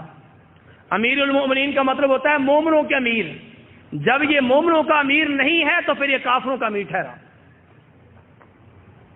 میرے بھائیوں فتویٰ سنتے جائیں۔ کہ چونکہ جناب علی نے اپنے نام کے ساتھ امیر المؤمنین کا لفظ مٹایا ہے، اس کا مطلب یہ ہے کہ یہ مومنوں کے امیر نہیں ہے، تو اس کا دوسرا مطلب یہ ہوا کہ یہ کافروں کے امیر ہیں۔ دیکھیے کتنی جرأت ہے، کتنی دیدہ دلیری سے جناب علی کو اور ان کے ساتھیوں کو بار بار کافر قرار دیا جا رہا ہے۔ جناب عبداللہ ابن عباس نے کہا تمہارا کوئی اور اعتراض ہے؟ کہنے لگے نہیں، ہمارا کوئی اور اعتراض نہیں۔ عبداللہ ابن عباس کہنے لگے مجھے یہ بتاؤ، ان قرأت علیکم من کتاب اللہ و سنت نبیہ صلی اللہ علیہ وسلم ما يرد قولکم اترجعون، اگر میں اللہ تبارک و تعالیٰ کے کلام سے، نبی صلی اللہ علیہ وسلم کی احادیث سے وہ دلائل لے کے آؤں جن سے پتہ چلے کہ تمہارے اعتراضات غلط ہیں، پھر تم تکفیر کو چھوڑ دو گے اور جناب علی کے لشکر میں واپس آ جاؤ گے؟ کہنے لگے ہاں ہم وعدہ کرتے ہیں۔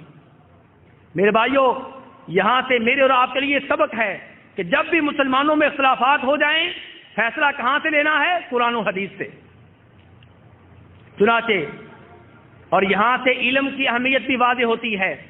تکفیر کا شکار ہونے والے اکثر لوگ وہ ہوتے ہیں جن کے پاس سطحی سا ابتدائی علم ہوتا ہے، گہرا اور عمیق علم نہیں ہوتا۔ اس ابتدائی علم کی وجہ سے تکفیر کے فتوے لگاتے ہیں۔ یہاں پہ دیکھیے علم کی برکت کیا ہے، عبداللہ ابن عباس نے کیسے دلائل دیے ہیں، علم کیسے ان کے سامنے پیش کیا ہے اور اس کا کیا اثر ہوا ہے۔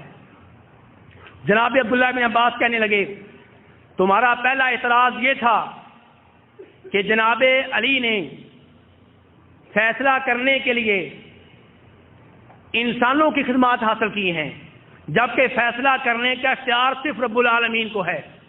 سنو مجھ سے، جناب عبداللہ ابن عباس نے قرآن پاک کی آیت پڑھی، یا ایھا الذین آمنوا لا تقتلوا الصید وانتم حرم ومن قتله منکم متعمدا فجزاء مثل ما قتل من النعم يحكم به ذوی عدل منکم۔ اللہ تعالیٰ فرما رہے ہیں کہ ایمان والو حالت احرام میں جنگلی شکار نہ کیا کرو، جو جنگلی شکار حالت احرام میں جان بوجھ کے کرے گا اس کا فدیہ یہ ہے، اس کا جرمانہ یہ ہے کہ جیسا جنگلی جانور شکار کیا تھا اس کے مساوی، اس کے برابر کا کوئی جانور اللہ کی راہ میں مکہ مکرمہ میں ذبح کرنا ہوگا۔ یہ فیصلہ کون کرے گا کہ جو جنگلی جانور شکار ہوا ہے اس کے مساوی جانور کون سا ہے، بکری ہے یا گائے ہے یا اونٹ ہے؟ کون فیصلہ کرے گا؟ فرمایا یحکم بہ ذوی عدل منکم، اس کا فیصلہ تم مومنوں میں سے 2 معتبر آدمی کریں گے۔ میرے بھائیوں، اس آیت میں اللہ تعالیٰ نے فیصلے کا اختیار کس کو سونپا ہے؟ بولیے میرے بھائیوں، کس کو سونپا ہے اگر آپ میرے ساتھ ہیں؟ فرمایا یحکم بہ ذوی عدل منکم، کہ جو جانور شکار ہوا ہے اس کے برابر بکری بنتی ہے، اونٹ بنتا ہے، گائے بنتی ہے، کون سا جانور مکہ میں جا کے ذبح کیا جائے گا اس کے جرمانہ کے طور پہ، فدیہ کے طور پہ، یہ فیصلہ کون کرے گا؟ فرمایا تم مومنوں میں سے 2 معتبر آدمی۔ یہ 2 معتبر آدمی انسان ہوئے یا رب ہوئے؟ میرے بھائیوں انسان ہوئے۔ تو اللہ تبارک و تعالیٰ نے اس آیت میں فیصلے کا اختیار انسانوں کو دیا ہے۔ کہنے لگے مانتے ہو؟ کہنے لگے ہم مان گئے، ہمارا پہلا اعتراض ختم ہوا۔ عبداللہ ابن عباس نے کہا ایک آیت اور سن لو، اللہ تعالیٰ فرماتے ہیں وَإِنْ خِفْتُمْ شِقَاقَ بَيْنِهِمَا فَبَعَثُوا حَكَمًا مِّنْ أَهْلِهِ وَحَكَمًا مِّنْ أَهْلِهَا، میاں بیوی میں اختلاف ہو جائے، تنازع بڑھ جائے تو ایک حکم، ایک ثالث خامند کے خاندان میں سے لیا جائے، ایک ثالث بیوی کے خاندان میں سے لیا جائے، وہ دونوں سر جوڑ کے بیٹھیں اور ان کا معاملہ حل کرنے کی کوشش کریں۔ یہاں پہ اللہ تبارک و تعالیٰ نے فیصلے کا اختیار کس کو دیا ہے میرے بھائیوں؟ انسانوں کو دیا ہے۔ تو وہ خارجی کہنے لگے ہاں ہمارا پہلا اعتراض ختم ہوا۔ میرے بھائیوں، یہاں سے علم کی برکت معلوم ہو رہی ہے، اور یہاں سے یہ بھی معلوم ہو رہا ہے کہ مسلمان اگر پہلے کوئی مذہب اپنائے ہوئے ہو، اس کا کوئی قول ہو، اس کا کوئی نظریہ ہو، قرآن آ جائے تو اپنا نظریہ چھوڑ دے، جیسے ان خارجیوں نے چھوڑ دیا۔ عبداللہ ابن عباس فرماتے ہیں تمہارا دوسرا اعتراض یہ ہے کہ جناب علی اور ان کے ساتھیوں نے امیر معاویہ کے ساتھیوں کو قیدی کیوں نہیں بنایا، غلام کیوں نہیں بنایا، ان کی عورتوں کو لونڈیاں کیوں نہیں بنایا؟ فرمایا تمہیں پتا ہے کہ جناب امیر معاویہ کے لشکر میں مومنوں کی ماں نبی صلی اللہ علیہ وسلم کی بیگم عائشہ بھی ہے رضی اللہ تعالی عنہا۔ بتاؤ اپنی ماں عائشہ کو لونڈی بناؤ گے؟ کیا ان سے وہ کام کرو گے نعوذ باللہ جو لونڈیوں سے کیا جاتا ہے؟ اگر تم یہ کہتے ہو کہ اپنی اس ماں کو لونڈی بناؤ گے تو تم پھر بھی کافر ٹھہرو گے، اور اگر یہ کہتے ہو کہ ہم ان کو ماں مانتے ہی نہیں پھر بھی کافر ٹھہرو گے۔ اس لیے کہ اللہ تعالیٰ فرماتے ہیں وَأَزْوَاجُهُ أُمَّهَاتُهُمْ کہ نبی صلی اللہ علیہ وسلم کی جو بیویاں ہیں مومنوں کی مائیں ہیں۔ بتاؤ کیا کرو گے؟ ادھر جاؤ گے پھر بھی پھنسو گے، ادھر جاؤ گے پھر بھی پھنسو گے۔ صحیح راستہ وہ ہے جو جناب علی نے اختیار کیا ہے۔ کہنے لگے ہمارا یہ اعتراض بھی ختم ہوا۔ جناب عبداللہ بن عباس نے کہا تمہارا تیسرا اعتراض یہ تھا کہ علی نے اپنے نام کے سامنے سے امیر المؤمنین کا لقب مٹایا ہے، ختم کیا ہے۔ میرے بھائیو، جب جناب معاویہ جناب علی کے درمیان صلح ہونے لگی نا، تو امیر معاویہ کے گروپ کے لوگ کہنے لگے اگر ہم آپ کو امیر مان لیں، آپ کو خلیفہ مان لیں تو پھر لڑائی کس بات کی؟ اس لیے آپ یہ لفظ جو امیر المومنین کا یہ مٹا دیں۔ جناب علی نے مسرت کے تحت مٹا دیا۔ تو یہ ان کا بہت بڑا اعتراض تھا، اور اتنا بڑا اعتراض تھا ان کے نزدیک کہ کہنے لگے اگر یہ مومنوں کے امیر نہیں ہیں تو پھر کافروں کے امیر ہیں، یعنی کہ خود بھی کافر، ان کے ماننے والے بھی نعوذ باللہ کافر۔ جناب عبداللہ بن عباس کہنے لگے آؤ مجھ سے حدیث سنو۔ جب صلح حدیبیہ کا موقع تھا، نبی صلی اللہ علیہ وسلم سے مذاکرات کے لیے مکہ والے آئے، معاہدہ لکھا جانے لگا۔ اللہ کے رسول صلی اللہ علیہ وسلم نے اسی علی سے کہا، انہی امیر المؤمنین علی بن ابی طالب سے کہا کہ لکھو ھذا ما صالح علیہ محمد الرسول اللہ، یہ وہ معاہدہ ہے جس کے اوپر صلح ہو رہی ہے محمد الرسول اللہ کے مابین، اور آگے لکھنا تھا اہل مکہ کے مابین، لیکن اس سے پہلے ہی مکہ والوں نے شور ڈال دیا، کہنے لگے لو نعلم انک رسول اللہ ما قاتلناک، اگر ہم یہ جانتے ہوتے کہ آپ اللہ کے رسول ہیں، آپ اللہ کے نبی ہیں، پھر ہم آپ سے نہ لڑتے۔ ہمارے نزدیک آپ اللہ کے رسول نہیں ہیں، اللہ کے نبی نہیں ہیں، اس لیے معاہدے میں سے رسول اللہ کا لفظ آپ کو مٹانا ہوگا۔ اللہ کے رسول صلی اللہ علیہ وسلم نے کہا کہ یا اللہ تو جانتا ہے کہ میں تیرا رسول ہوں، تو گواہ ہے کہ میں تیرا رسول ہوں، اور پھر کہا جناب علی سے کہ علی یہ رسول اللہ کا لفظ مٹا دو۔ جناب علی نے وہ لفظ مٹا دیا، اور اس کی جگہ پہ کیا لکھا گیا؟ ھذا ما صالح علیہ محمد بن عبد اللہ، یہ وہ معاہدہ ہے جس کے اوپر صلح ہو رہی ہے عبداللہ کے بیٹے محمد کے مابین اور اہل مکہ کے مابین۔ عبداللہ ابن عباس اب خارجیوں سے پوچھتے ہیں بتاؤ جب اللہ کے رسول نے رسول اللہ کا لفظ مٹایا تھا تو کیا آپ کی نبوت ختم ہو گئی تھی؟ کیا آپ کی رسالت نعوذ باللہ ختم ہو گئی تھی؟ کہنے لگے نہیں۔ فرمایا جس طرح رسول اللہ کا لفظ مجبوراً مٹانے سے اللہ کے رسول کی رسالت ختم نہیں ہوئی، آپ کی نبوت ختم نہیں ہوئی، ایسے ہی مجبوری کے تحت اگر جناب علی نے امیر المؤمنین کا لفظ مٹایا ہے، اس سے ان کی خلافت ختم نہیں ہوئی، ان کی امارت ختم نہیں ہوئی۔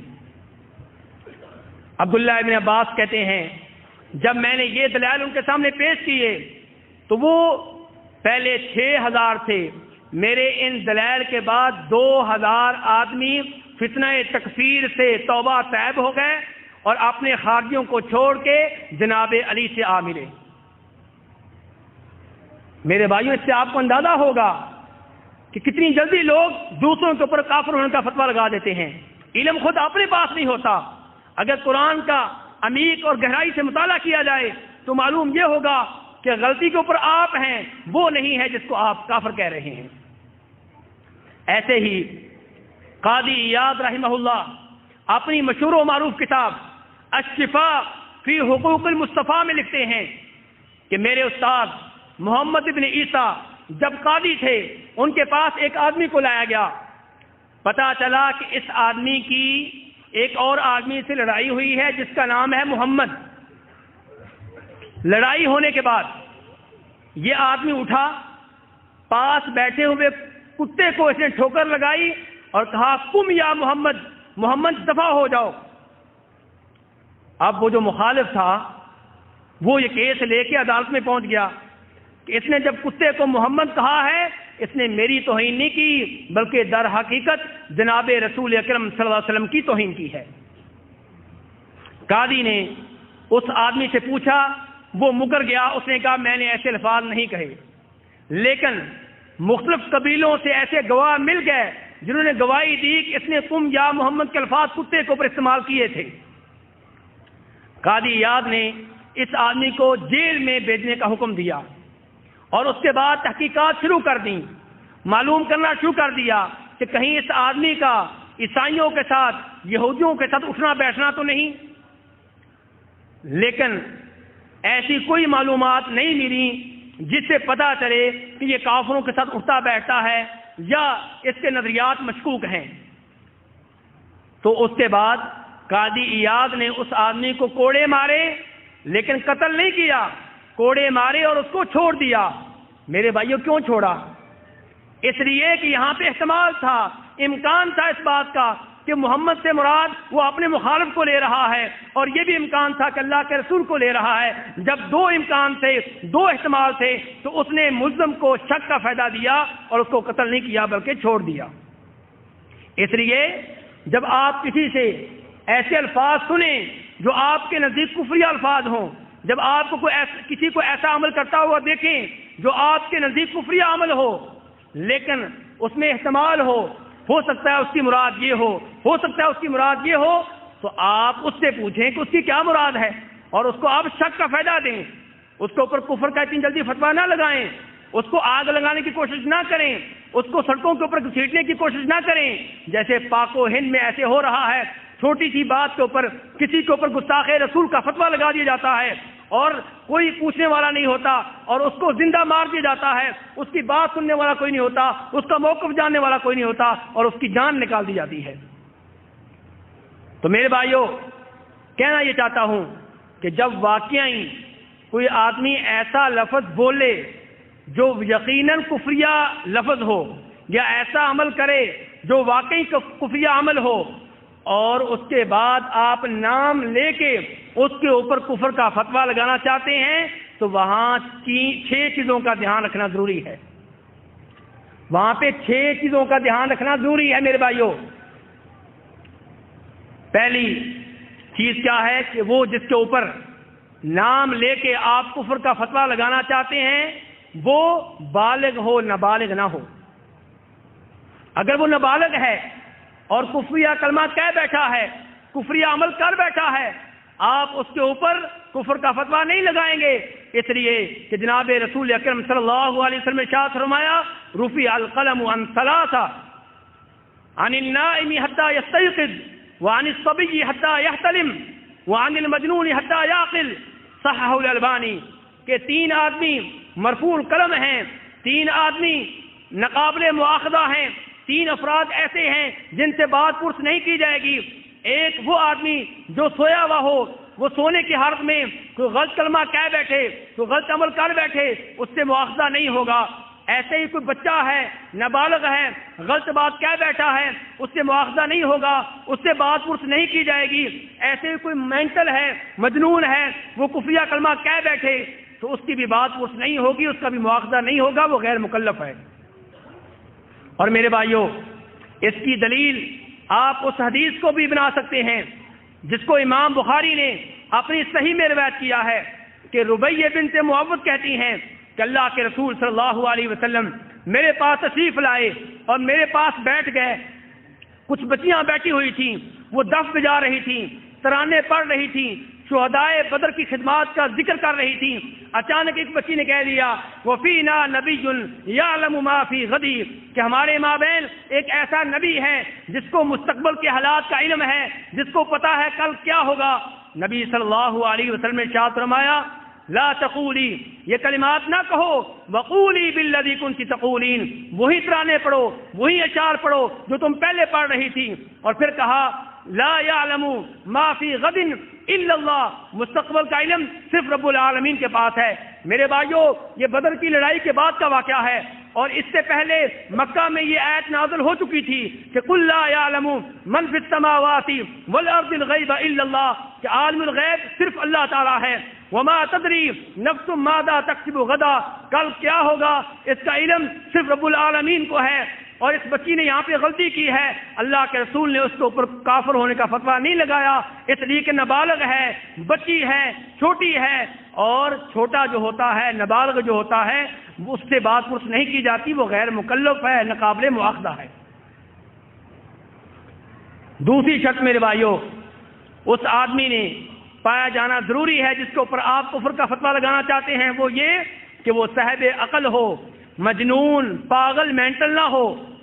امام ابن قدامہ رحمہ اللہ اپنی مشہور و معروف کتاب المغنی میں فرماتے ہیں والمجنون ومن زال عقله باغماء او نوم او مرض او شرب دواء يباح شربه فلا تصح ردته ولا حكم لكلامه بغیر خلاف، کہ علماء کرام کا اس بات پر اتفاق ہے کہ اگر کوئی مینٹل کوئی کفریہ کلمہ کہہ بیٹھے اس کو مرتد نہیں کہیں گے، اس کو کافر نہیں کہیں گے، یا وہ آدمی جو غلبہ نیند کی وجہ سے ہوش و حواس کھو بیٹھے، یا کوئی ایسا شربت پینے کی وجہ سے ہوش و حواس کھو بیٹھے جو حلال ہو، یا بہت زیادہ بیماری کی وجہ سے ہوش و حواس کھو بیٹھے اور کفریہ کلمہ کہہ بیٹھے یا کفریہ عمل کر بیٹھے، اس کو مرتد نہیں کہیں گے، اس کو کافر نہیں کہیں گے۔ اور تیسری شرط میرے بھائیوں، جو اس آدمی میں پایا جانا ضروری ہے جس کے اوپر آپ کفر کا فتویٰ لگانا چاہتے ہیں، کہ اس نے کفریہ کلمات، اس نے کفریہ عمل، اس کا قصد کیا ہو، اس کا ارادہ کیا ہو۔ کئی دفعہ ایسے ہوتا ہے میرے بھائیوں کہ انسان کہنا کچھ چاہتا ہے لیکن زبان اس کا ساتھ نہیں دیتی اور اس کے منہ سے الفاظ کچھ اور نکل جاتے ہیں جن الفاظ کا اس نے قصد نہیں کیا ہوتا، پروگرام نہیں بنایا ہوتا۔ ایسے الفاظ اگر کفریہ ہوں گے اور وہ کہے میرا یہ الفاظ کہنے کا پروگرام نہیں تھا، آپ اسے کافر نہیں کہہ سکتے، آپ اس کے اوپر مرتد ہونے کا حکم نہیں لگا سکتے۔ اور اس کی دلیل میرے بھائیوں وہ حدیث ہے جس میں آتا ہے کہ اللہ کے رسول صلی اللہ علیہ وسلم ارشاد فرماتے ہیں کہ جب انسان توبہ کرتا ہے اللہ تبارک و تعالیٰ اس کی توبہ کے اوپر بہت خوش ہوتے ہیں، اتنا خوش ہوتے ہیں کہ آپ اللہ تبارک و تعالیٰ کی خوشی کی کچھ جھلک اس حدیث سے لگا سکتے ہیں جس میں آتا ہے کہ نبی صلی اللہ علیہ وسلم نے ارشاد فرمایا کہ ایک آدمی کسی صحرا میں جا رہا تھا، اس کے پاس اونٹنی تھی، اونٹنی کے اوپر کھانے پینے کا سامان رکھا ہوا تھا، زادے راہ رکھا ہوا تھا۔ راستے میں اس نے درخت دیکھا، اس نے کہا آرام کر لیتا ہوں، درخت کے نیچے لیٹ گیا، آنکھ لگ گئی، جب بیدار ہوا دیکھا کہ اونٹنی غائب ہے، صحرا میں ہے، کھانے پینے کی چیز میسر نہیں ہے، پانی نہیں ہے، کوئی چشمہ نہیں ہے، کوئی کنواں نہیں ہے، کوئی پھل فروٹ نہیں ہے، اونٹنی غائب ہے، کھانے پینے کی چیز میسر نہیں ہے۔ تلاش کیا، ادھر دیکھا ادھر دیکھا، اونٹنی نظر نہیں آئی، زندگی سے مایوس ہو گیا۔ اب سوچتا ہے کہ موت کا انتظار کرتا ہوں، دوبارہ آ کے درخت کے نیچے لیٹ جاتا ہے، اپنے بازو کے اوپر اپنا سر رکھ لیتا ہے، موت کا انتظار کر رہا ہے، آنکھ لگ جاتی ہے، دوبارہ آنکھ کھلتی ہے، دیکھتا ہے اونٹنی پاس کھڑی ہے، اس کے اوپر کھانے پینے کا سامان بھی موجود ہے، جلدی سے اونٹنی کی لگام پکڑتا ہے اور پھر خوشی میں بے انتہا ہو کے کہتا ہے اللہم انت عبدی وانا ربک، اے اللہ واقعی تو میرا بندہ ہے اور واقعی میں تیرا رب ہوں۔ فرمایا اختا من شدت الفرح، خوشی میں اتنا جذباتی ہو گیا کہ غلطی کر بیٹھا، کہنا یہ تھا اللہم انت ربی وانا عبدک، کہ اے اللہ تو میرا واقعی رب ہے، میں واقعی تیرا بندہ ہوں، لیکن کیا کہہ بیٹھا کہ اللہ تو واقعی میرا بندہ ہے، میں واقعی تیرا رب ہوں۔ غلطی ہوئی کیوں؟ شدت جذبات کی وجہ سے، بہت زیادہ خوشی کی وجہ سے۔ کیا اس نے یہ الفاظ کہنے کا قصد کیا تھا، پروگرام بنایا تھا؟ نہیں، وہ کہنا کچھ اور چاہتا تھا، زبان لڑکھڑا گئی، سبقت لسانی ہو گئی، اپنے جذبات پہ کنٹرول نہ رکھ سکا۔ فرمایا یہ کافر نہیں ہے، کیونکہ جو کے منہ سے نکلے اس کا اس نے پروگرام نہیں بنایا تھا، قصد نہیں کیا تھا۔ چوتھی شرط میرے بھائیوں، جو اس آدمی میں پایا جانا ضروری ہے جس کے اوپر آپ کفر کا فتویٰ لگانا چاہتے ہیں، کہ اس آدمی نے یہ الفاظ اپنی مرضی سے کہے ہوں۔ ایسا نہ ہو کہ کافروں نے، کسی بدماش نے، کسی یہودی اور عیسائی نے اس کے سر کے اوپر تلوار رکھی ہو، کلاشنکوف رکھی ہو، پستل رکھا ہو، اور اس کو مجبور کیا ہو کہ وہ کفریہ کلمہ کہے، وہ اللہ کی گستاخی کرے یا اللہ کے رسول کی گستاخی کرے یا قرآن کی گستاخی کرے، اگر اس کے اوپر زبردستی کی گئی ہے، تلوار کی نوک پہ اس کو کفریہ کلمات کہنے پہ مجبور کیا گیا ہے، تو میرے بھائیوں اس کے اوپر کفر کا فتویٰ نہیں لگے گا۔ اور اس کی دلیل اللہ تبارک و تعالیٰ کا یہ فرمان ہے، من کفر باللہ من بعد ایمانہ الا من اکرہ وقلبہ مطمئن بالایمان ولکن من شرح بالکفر صدرا فعلیہم غضب من اللہ ولہم عذاب عظیم۔ فرمایا جو ایمان لانے کے بعد کلمہ کفر کہہ بیٹھے، اللہ کا انکار کر بیٹھے، اور اس کا دل یہ کفریہ کلمات کہنے پہ راضی ہو، اس کے اوپر اللہ کا غضب نازل ہوگا، اس کے لیے بہت بڑا عذاب ہے۔ لیکن اس آدمی کے لیے معافی ہے جو کفریہ کلمات مجبوری کی وجہ سے کہتا ہے، جس کے اوپر دھکا کیا گیا ہے، جس کو مجبور کیا گیا ہے، لیکن دل اس کا ایمان کے اوپر مطمئن ہے، دل اس کا اللہ کو مانتا ہے، دل اس کا اللہ کے رسول کو مانتا ہے، دل اس کا قرآن کو مانتا ہے، لیکن کافروں کے خوف سے، پسل کے خوف سے، کلاشنکوف کے خوف سے کفریہ کلمہ کہہ دیتا ہے، کفریہ عمل کر بیٹھتا ہے، فرمایا وہ کافر نہیں ہے، اسے عذاب نہیں ہوگا۔ امام ابن ابی شیبہ، امام شابی سے، امام طبری، قتادہ اور ابو مالک سے صحیح سند کے ساتھ روایت کرتے ہیں کہ یہ آیت عمار ابن یاسر کے بارے میں نازل ہوئی، جن کو کافروں نے بہت زیادہ عذاب دیا اور ان کو کفریہ کلمات کہنے پہ مجبور کر دیا، اور وہ کہہ بیٹھے، اور پھر وہ اللہ کے رسول سے معذرت کے لیے آئے تو یہ آیت نازل ہوئی۔ اور یہاں پہ امام ابن کثیر فرماتے ہیں کہ علماء کرام کا اس بات کے اوپر اتفاق ہے کہ اگر کوئی اپنی جان بچانے کے لیے کفریہ کلمہ کہہ بیٹھتا ہے تو یہ اس کے لیے جائز ہے، لیکن اگر کوئی آدمی ڈٹ جائے، کفریہ کلمہ نہ کہے، بلالی سنت کے اوپر عمل کرے کہ جناب بلال کو جب مجبور کیا گیا، ان کو دھوپ میں پتھریلی زمین کے اوپر لٹایا جاتا اور گرم اور بھاری چٹان اس کے سینے پہ رکھ دی جاتی اور کہا جاتا کہ شرکیہ کلمات کہو، کفریہ کلمات کہو، لیکن وہ نہ کہتے بلکہ آگے سے کہتے احد احد کہ اللہ ایک ہے، اللہ کے ایک ہے، بلکہ فرماتے اگر مجھے معلوم ہو جائے کہ اس سے بڑا کوئی کلمہ توحید والا کلمہ ہے تو میں وہ بھی کہنے سے باز نہیں آؤں گا، قتل ہونا برداشت کر لوں گا، لیکن توحید کے الفاظ اپنے منہ سے نکالتا رہوں گا۔ تو جس کو مجبور کر دیا جائے اور وہ کفریہ کلمہ کہہ بیٹھے تو میرے بھائیوں وہ کافر نہیں ہے، شرط یہ ہے کہ اس کا دل مطمئن ہو ایمان کے اوپر، اس کا دل مطمئن ہو اسلام کے اوپر، دل میں ایسی کوئی بات نہ ہو۔ اور میرے بھائیوں پانچویں وہ شرط جو پایا جانا ضروری ہے اس آدمی میں جس کو آپ کافر کہنا چاہتے ہیں، وہ یہ ہے کہ اس کو مسئلے کا علم ہو، اس کو پتا ہو کہ جو الفاظ میں نے کہے ہیں یہ غلط ہیں۔ اگر کوئی آدمی کفریہ کلمہ کہہ بیٹھتا ہے، کفریہ عمل کر بیٹھتا ہے، لیکن اس کو مسئلے کا علم نہیں ہے، اس کے اوپر کفر کا فتویٰ نہیں لگایا جائے گا۔ اس کی دلیل میرے بھائیوں قرآن پاک کی بہت سی آیات ہیں، ان میں سے ایک دو آیتیں یہ ہیں، فرمایا وَمَا كُنَّا مُعَذِّبِينَ حَتَّى نَبْعَثَ رَسُولًا، ہم کسی کو اس وقت تک عذاب نہیں دیتے جب تک کہ ہم اس کی طرف رسول نہ بھیج دیں۔ اور کہیں فرمایا رسلا مبشرین ومنذرین لئلا یکون للناس علی اللہ حجۃ بعد الرسل، ہم نے رسول اس لیے بھیجے تاکہ کل کو کوئی آدمی یہ عذر نہ کرے کہ میرے پاس اللہ کا دین نہیں پہنچا تھا، میرے پاس اللہ کا کلام نہیں پہنچا تھا، میرے پاس اللہ کی شریعت نہیں پہنچی تھی۔ فرمایا اس لیے ہم نے رسول یکے بعد دیگرے بھیجے تاکہ لوگوں کے پاس کوئی بہانہ نہ رہے۔ اور نبی صلی اللہ علیہ وسلم ارشاد فرماتے ہیں، بخاری شریف کی حدیث ہے، جناب ابو ہریرہ کہتے ہیں اللہ کے رسول نے فرمایا والذی نفسی بیدی لا يسمع بی من هذه الامة احد من هذه الامة يهودي ولا نصراني ثم يموت ولم يؤمن بالذي ارسلت به الا كان من اصحاب النار۔ فرمایا اس امت کا کوئی بھی یہودی، کوئی بھی عیسائی ہو جس کو میری آمد کا علم ہو گیا، جس کو میری نبوت کا پتہ چل گیا، جس کو میرے رسول ہونے کا پتہ چل گیا، پھر میرے اوپر ایمان لائے بغیر فوت ہو گیا، فرمایا وہ جہنم میں جائے گا۔ اس سے کیا معلوم ہوا کہ جس یہودی عیسائی کو اللہ کے رسول کے نبی اور رسول ہونے کے بارے میں کسی نے بتایا ہی نہیں، اس کے کانوں تک یہ بات پہنچی نہیں، وہ جہنمی پھر نہیں ہوگا، بلکہ قیامت کے روز اس کا امتحان ہوگا، اس کے بعد فیصلہ ہوگا کہ جنت میں جائے گا یا جہنم میں جائے گا۔ اور یہاں پہ میں وہ حدیث ذکر کرنا ضروری سمجھوں گا جس کے بارے میں امام ابن تیمیہ فرماتے ہیں کہ میرے ذہن میں ایک حدیث ہمیشہ رہتی ہے۔ کون سی وہ حدیث ہے؟ فرمایا وہ حدیث جس میں اللہ کے رسول فرماتے ہیں صلی اللہ علیہ وسلم کہ ایک آدمی بہت گنہگار تھا، بہت مجرم تھا، بہت پاپی تھا، اس نے گناہوں کے پہاڑ کھڑے کر رکھے تھے۔ جب فوت ہونے لگا اس نے اپنے بیٹوں کو بلا لیا، اپنے بیٹوں کو طلب کیا، کہنے لگا مجھے بتاؤ میرا تمہارے ساتھ سلوک کیسا تھا؟ کہنے لگے بہت اچھا سلوک تھا۔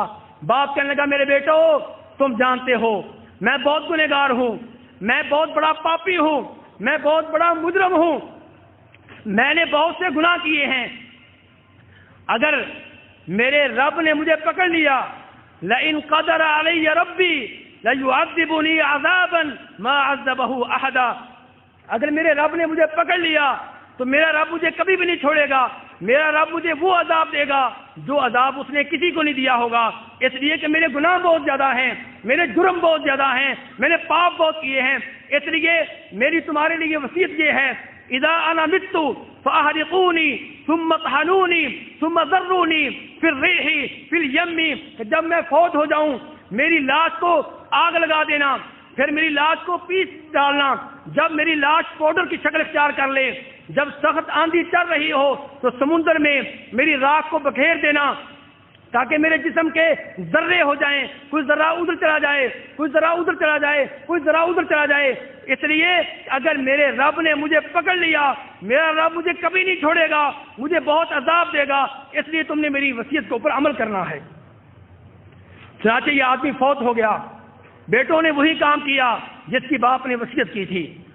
اللہ تبارک و تعالیٰ نے اس آدمی کے ذرات جمع کیے، سمندر سے کہا کہ اس بندے کے جو ذرات ہیں جمع کر لو، زمین سے کہا اس آدمی کی جو ذرات ہیں انہیں جمع کر لو، فَإِذَا هُوَ قَائِمٌ، پھر اس کو کھڑا کیا گیا۔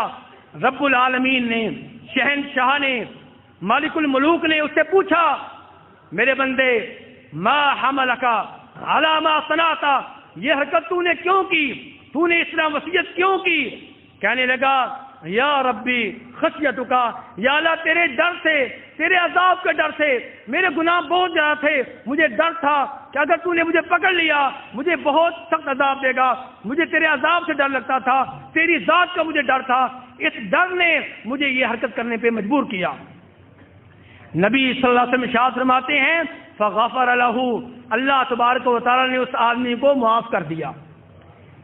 یہاں پہ امام ابن تیمیہ کے الفاظ سنیے، ذرا دھیان سے سنیے، کہتے ہیں فہذا الرجل شک فی قدرت اللہ وفی اعادتہ اذا ذریہ بل اعتقد انہ لا یعاد وہذا کفر باتفاق المسلمین، کہ اس آدمی نے اللہ کی قدرت میں شک کیا ہے اور اس نے یہ سمجھا ہے کہ اللہ تبارک و تعالیٰ ذرات کی شکل میں ہو جانے کے بعد اس کو اکٹھا نہیں کر سکتے، اس کے جسم کو جمع نہیں کر سکتے، اس نے اللہ کی قدرت میں شک کیا، بلکہ یہ اس کا نظریہ بن گیا، لیکن اور یہ اللہ کی قدرت میں شک کرنا بالاتفاق کفر ہے، بالاتفاق کفر ہے، لیکن دیکھیے رب العالمین نے اس کو معاف کر دیا۔ کیوں معاف کر دیا؟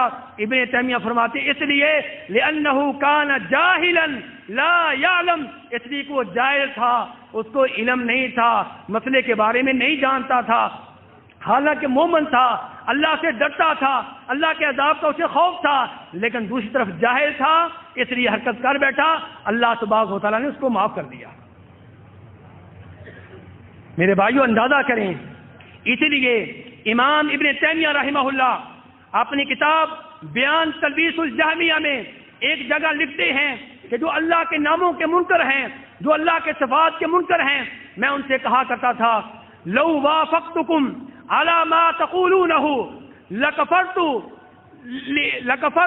لعلمی المبین ولکنکم لا تکفرون لانکم من اہل الجہل بحقائق الدین، جو کفریہ الفاظ تم کہتے ہو اگر میں کہوں تو میں کافر ہو جاؤں گا، کیونکہ میرے پاس علم ہے، میں مسئلے کو جانتا ہوں، لیکن میں تم کو کافر نہیں کہتا، کیونکہ تم جاہل ہو، تمہیں دین کے حقائق کا علم نہیں ہے، تم کافر نہیں ہو، میں اگر کہوں گا تو کافر ہو جاؤں گا۔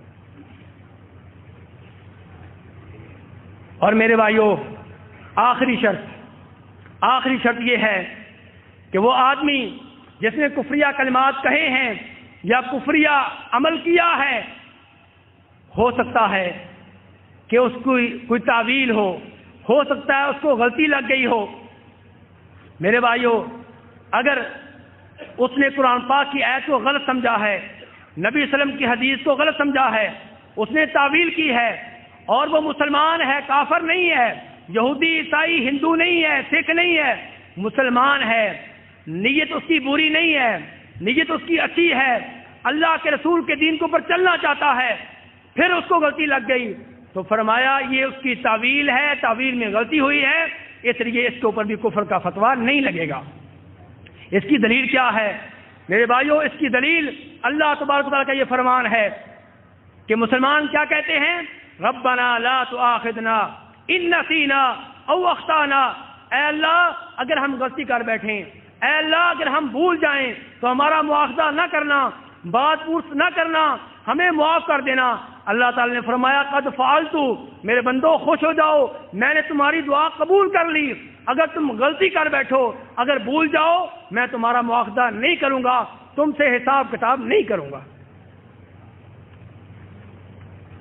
تو میرے بھائیوں، اگر کوئی آدمی تعویل ہو کسی کی، مسلمان ہو اور نیت اس کی اچھی ہو، اس کی نیت اپنے مذہب کا دفاع نہ ہو، نیت اس کی حق تک پہنچنا ہو، نیت اس کی اللہ کے رسول کی شریعت کو جاننا ہو، اور علماء کرام سمجھتے ہوں کہ اس تعویل کی چھوٹی موٹی گنجائش موجود ہے، تھوڑی بہت گنجائش موجود ہے، تو میرے بھائیوں ایسے آدمی کے اوپر بھی کفر کا فتویٰ نہیں لگے گا۔ اور میرے بھائیوں، اس کی دلیل وہ حدیث ہے جسے امام ابن ماجہ جناب عبداللہ ابن اوفا رضی اللہ عنہ سے روایت کرتے ہیں۔ وہ کہتے ہیں کہ معاذ ابن جبل شام گئے، جب شام سے واپس آئے اللہ کے رسول صلی اللہ علیہ وسلم کو دیکھ کے سجدے میں گر گئے۔ جناب معاذ ابن جبل نے سجدہ کیا، کس کو سجدہ کیا میرے بھائیوں؟ اللہ کے رسول کو۔ معاذ ابن جبل رضی اللہ عنہ نے سجدہ کیا کس کو؟ اللہ کے رسول کو۔ اللہ کے رسول حیران ہو کے کہنے لگے ما ھذا یا معاذ، معاذ یہ کیا حرکت ہے، یہ کیا کر رہے ہو؟ معاذ کہنے لگے اللہ کے رسول صلی اللہ علیہ وسلم میں شام گیا، میں نے دیکھا یہ شامی جو ہیں یہ سجدہ کرتے ہیں اپنے پادریوں کو، اپنے علماء کو، اپنے پیروں کو، اپنے بزرگوں کو، اپنے بادشاہوں کو، اپنے وزیروں کو، اور آپ تو اللہ کے رسول ہیں، آپ کے مقام تک کوئی نہیں پہنچ سکتا، اس لیے میں نے یہ سمجھا کہ آپ سجدے کے ان سے زیادہ حقدار ہیں، اس لیے میں نے آپ کو سجدہ کیا۔ اللہ کے رسول صلی اللہ علیہ وسلم نے فرمایا معاذ لو كنت آمرا احدا ان يسجد لغیر اللہ لامرت المرأة ان تسجد لزوجها، اگر میں نے کسی کو سجدہ کرنے کا حکم دینا ہوتا کہ غیر اللہ کو سجدہ کرو تو میں عورت کو حکم دیتا کہ اپنے خاوند کو سجدہ کرے، لیکن ہماری شریعت میں جائز نہیں ہے۔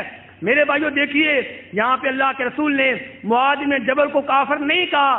کیوں کافر نہیں کہا؟ اس لیے کہ انہوں نے تعویل کی، وہ یہ سمجھتے تھے کہ یہ احترام کا سجدہ ہے، یہ تعظیم کا سجدہ ہے، وہ مسئلے سے ناواقف تھے، جاہل تھے، تعویل کر بیٹھے۔ تو اب اللہ کے رسول نے مسئلہ واضح کر دیا، اس کے بعد مسئلہ معلوم ہو جانے کے بعد اب اگر کوئی کسی کو سجدہ کرتا ہے، چاہے احترام کا سجدہ ہو، چاہے تعظیم کا سجدہ ہو، میرے بھائیوں وہ شرک اکبر ہے، ایسا شرک جس سے انسان دائرہ اسلام سے خارج ہو جاتا ہے۔ تو میرے بھائیوں اب خلاصہ کلام یہ ہے کہ اگر آپ نام لے کے کسی کے اوپر فتویٰ کفر کا لگانا چاہتے ہیں تو دیکھیں کہ وہ بالغ ہے کہ نہیں، وہ صاحب عقل ہے کہ نہیں، اور یہ بھی دیکھیں کہ اس نے یہ الفاظ کسی مجبوری میں نہ کہے ہوں، یہ دیکھیں وہ الفاظ اس کے سبق لسانی کا نتیجہ نہ ہو سکتا ہے وہ مسئلہ سے ناواقف ہو سکتا ہے اس نے کوئی تعویل کی ہو۔ اگر یہ ساری صورتیں پائی جائیں کہ وہ بالغ ہو، صاحب عقل ہو، اپنی مرضی سے یہ کلمات کہے ہوں، قصداً کہے ہوں، مسئلے کا اسے علم ہو، تعویل کی گنجائش نہ ہو، تو پھر ایسا آدمی کافر ہے، لیکن کفر کا فتویٰ اس کے اوپر کون لگائے گا؟ اسلامی شریعت کے مطابق فیصلہ کرنے والے قاضی لگائیں گے یا وہ علماء لگائیں گے جنہیں علم میں رسوخ حاصل ہے۔ اس لیے کہ میرے بھائیوں، کسی کو نام لے کے کافر کہنا بہت خطرناک مسئلہ ہے۔ جب آپ نام لے کے کسی کو کافر کہتے ہیں تو آپ یہ کہنا چاہتے ہیں کہ یہ آدمی مرتد ہو چکا ہے، اس کو قتل کرنا ضروری ہے، یہ اپنی بیٹی کے نکاح میں ولی اور سرپرست نہیں بن سکتا، اس کو رشتہ دینا جائز نہیں ہے کیونکہ یہ کافر ہے، یہ مر جائے اس کے مسلمان بیٹے اس کے وارث نہیں بنیں گے کیونکہ یہ کافر ہے، اس کا بیٹا مر جائے یہ ان کا وارث نہیں بنے گا کیونکہ یہ کافر ہے، وہ مسلمان ہیں، یہ مر جائے اس کا جنازہ نہیں پڑھا جائے گا کیونکہ یہ کافر ہے، یہ مر جائے اس کے لیے دعا کرنے کی اجازت نہیں ہے کیونکہ یہ کافر ہے، یہ مر جائے کسی کی دعا اس کو فائدہ نہیں دے گی کیونکہ یہ کافر ہے، یہ مر جائے تو میرے بھائیو یہ ہمیشہ کے لیے جہنم میں رہے گا، کبھی بھی جہنم سے نہیں نکل سکے گا کیونکہ یہ کافر ہے۔ میرے بھائیو دیکھیے کسی کو کافر کہنے سے کتنے خطرناک نتائج نکلتے ہیں، اس لیے کسی کو کافر کہنے سے پہلے سوچ لیں، دیکھ لیں اور غور کر لیں کہ کہیں وہ نابالغ ہو سکتا ہے وہ مینٹل ہو سکتا ہے وہ پاگل ہو سکتا ہے اس کی کوئی مجبوری ہو سکتا ہے وہ جاہل ہو سکتا ہے اس کی تعویل ہو۔ جب کسی قسم کی گنجائش نہ نکلے پھر اس کو کافر کہنے کا حق حاصل ہے ان علماء کرام کو جن کے پاس علم ہے، ان غازیوں کو جو اسلامی شریعت کے مطابق فیصلہ کرتے ہیں۔ اللہ تبارک و تعالیٰ سے دعا ہے کہ ہمیں دین سمجھنے کی، دین کے اوپر عمل کرنے کی توفیق عنایت فرمائے۔ میں آخر میں میرے بھائیوں آپ لوگوں کا شکریہ ادا کرتا ہوں، اتنے دقیق موضوع کو آپ نے بڑے پیار سے سنا، بڑی محبت سے سنا، اور میں شکریہ ادا کرتا ہوں المکتب التعاونی کا، جالیات کے مکتب کا، یہاں کے ان دعات کا جو اردو میں کام کر رہے ہیں، قاری شعیب صاحب کا، شیخ تمیم صاحب کا، شیخ مختار صاحب کا، شیخ افتخار صاحب کا، ان حضرات کا جنہوں نے مجھے یہاں گفتگو کے لیے دعوت دی، جنہوں نے یہ موضوع سلیکٹ کیا اور مجھے موقع دیا کہ اس موضوع کے اوپر آپ کے سامنے گفتگو کر سکوں۔ اللہ تبارک و تعالیٰ سے دعا ہے کہ جو کچھ ہم نے سنا ہے اسے اللہ تبارک و تعالیٰ قبول فرمائے، اور اس دوران اگر کوئی لغزش ہوئی ہے تو اسے رب العالمین معاف فرمائے، اور اللہ تبارک و تعالیٰ ہمیں دین حق کے اوپر عمل کرنے کی توفیق عنایت فرمائے۔ وآخر دعوانا ان الحمدللہ۔